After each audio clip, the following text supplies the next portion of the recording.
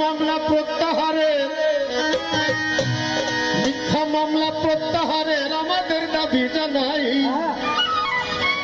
ওরে মিথ্যা মামলা প্রত্যাহারের আমাদের দাবি জানাই।